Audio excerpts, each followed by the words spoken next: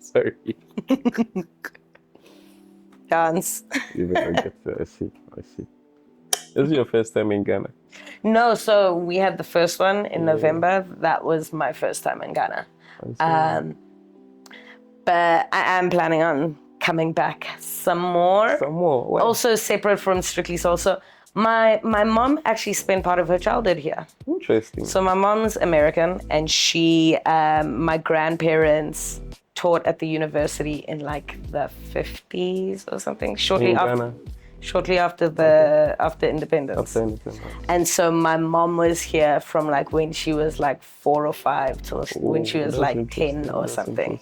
That's interesting. So yeah, so she wants to come back. I'm gonna come with her, and we're gonna do some nice wholesome gallivanting. That's pretty cool. Yeah. So how would you describe Anita? Me, okay, so I am a multi-hyphenate creative. So eventing is actually my 3rd career.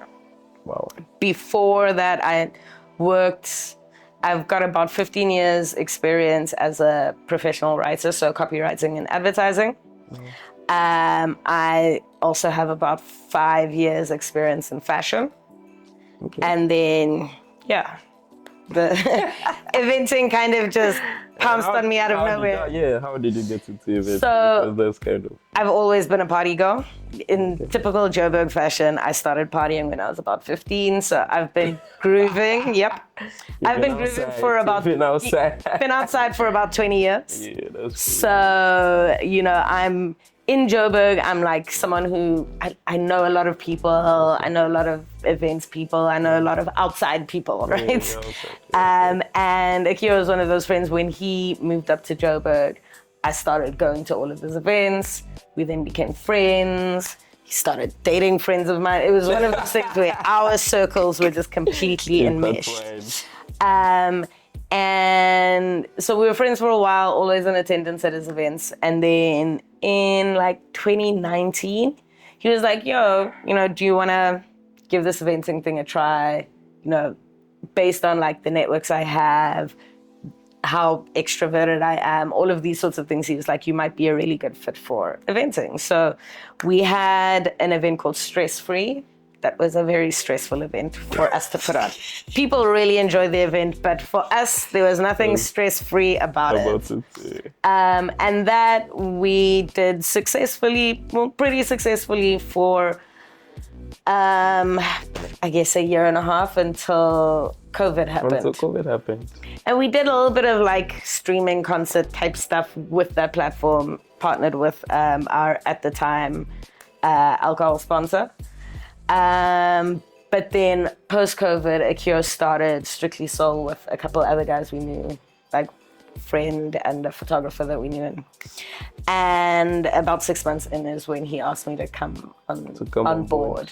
Okay. And just kind of mostly to rein everyone in. Realistically, if every team needs a girl in the team because boys don't stay on top of it. Boys don't stay on top of things. They don't stay on top of it. So that's how I was brought in, but also because I'm a vibe. I like to dance. If I'm on the dance floor, I'm the person who's going to encourage other people. More people to come on. One of the things that I find is that nobody wants to be the first person on the dance floor. Yes. Like most people don't have the gumption for that. There are a couple people who are happy to be the second or third or fourth. Yeah. So you just need that icebreaker. What has made you come back to Ghana? Our main thing is that we are and want to maintain the status as essentially Africa's largest R&B party. Mm-hmm. So, we're currently in 8 countries, I think, 11 cities. And, Ghana's the first in West Africa. Okay. So, the plan is after Ghana, we want to do Nigeria, maybe Côte d'Ivoire, Senegal. So, our plan is to establish ourselves in the region and be regular. We're doing at the moment 4 times a year in each territory, in each country that we're in. I think, obviously as we add places, it won't necessarily be possible to do as frequent as that. But we want to have an established regular presence in the countries that we go to. We don't want it to be like a once a year type thing. And we want to build the culture. I think, there's a lot of African R&B that's kind of being overlooked, or African R&B and soul. And I think soul is also so much more expansive. There are a lot of R&B spaces across the continent now, and a lot of it is because of the work that we've been doing has returned a lot of attention to R&B. A lot of R&B events are focused on old school. It's looking at the music that us as millennials and Gen Xers, we love it. It's the golden era of R&B, right? Yeah, dancing in the rain. Right? Yes, it's all of that. But realistically, the music that the kids are making now it's also really good. It's incredible. It's built on top of that music. Absolutely. So realistically, these are kids, their parents are Gen X. They were raised listening to Kelly Price and Erykah Badu and all of these absolutely phenomenal artists that have now informed their creative sensibilities. And so I know, in South Africa, we've actually just we've recently published a Spotify playlist of South African R&B. Okay. And it's all music that was released in the last couple years at most, maybe 3 years old at most, but a lot of it is even the albums that are currently being promoted by these artists. And the depth and talent involved in these projects is just absolutely beautiful. And for us, we want to be pushing culture. We want to be making sure that R&B is not just backwards looking. So we consider ourselves kind of a progressive R&B event. We were playing continental and contemporary R&B as much as we're playing the old school. We're not saying we're not playing old school, but we want there to be a balance of looking forward and looking back. Yeah, I was going to ask a double bar, one question, but because of the answer you gave, I was going to ask what sparked the idea for Strictly Soul? That's one, and then two, what goes into picking the cities that you go to? So, as I said, Akio is the one. Akio is the one who founded it. And apparently, the idea of an R&B party is an idea that he's been sitting on since. He says probably around 2016. Interesting. At the time, he was a hip hop DJ and very embedded in the South African hip hop scene. But obviously, hip hop and R&B in a lot of ways go hand in hand. So he was there sitting, and also it's that thing.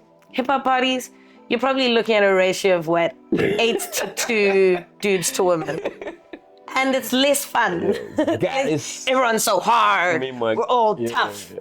And bar for bar. Exactly.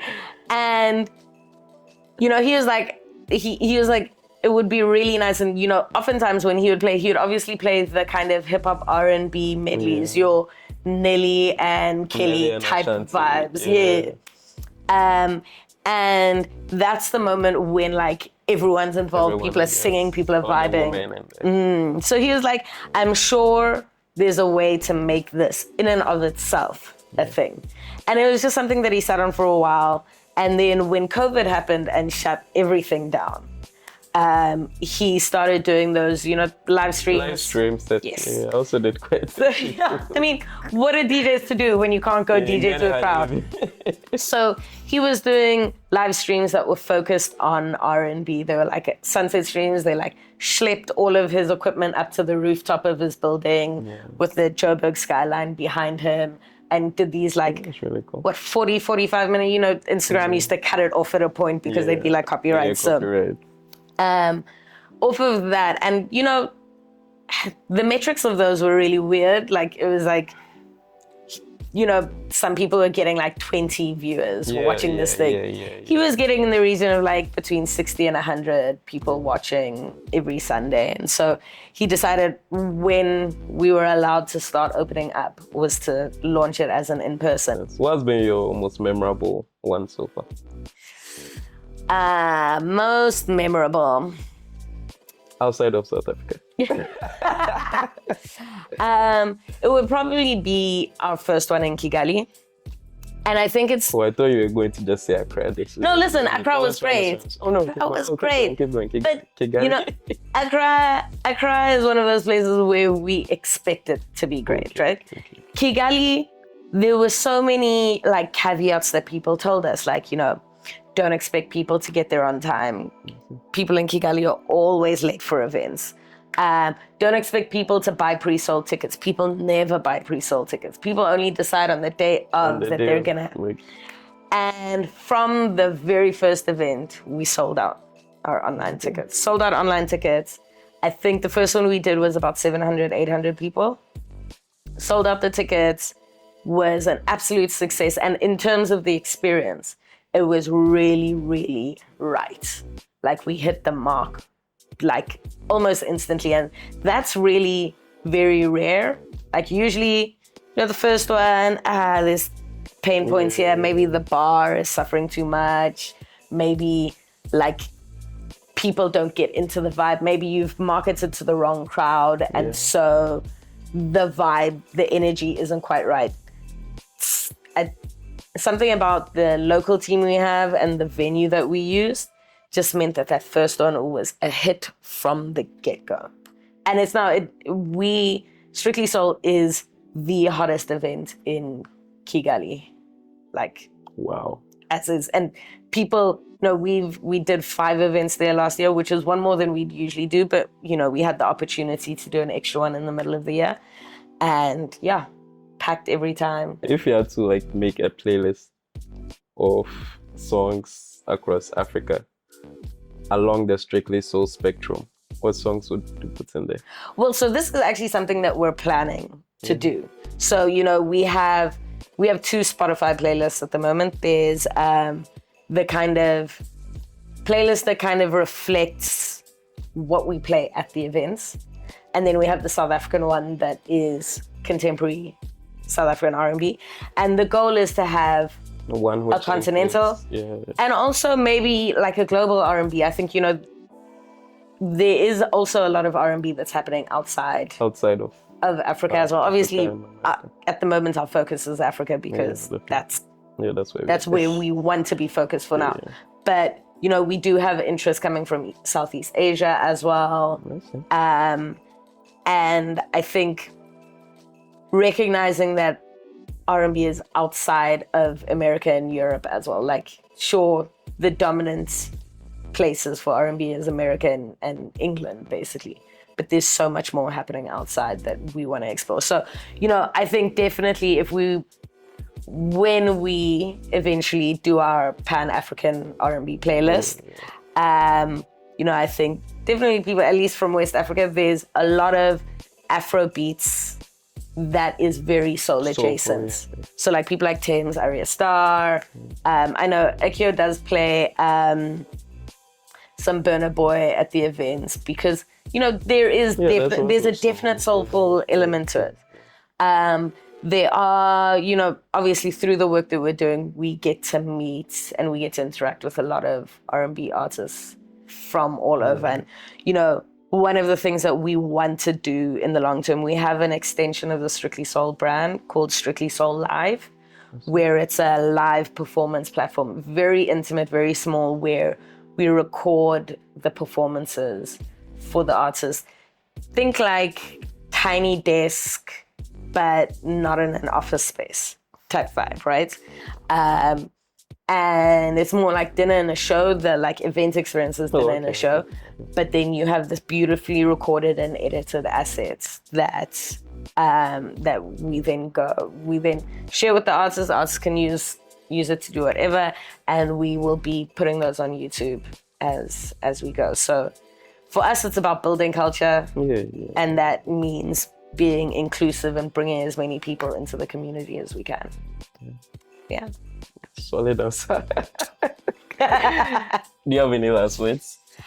No. I've spoken quite a lot. This has been Eff The DJ. This has been Anita. Strictly Soul Ghana. Come out. Yay.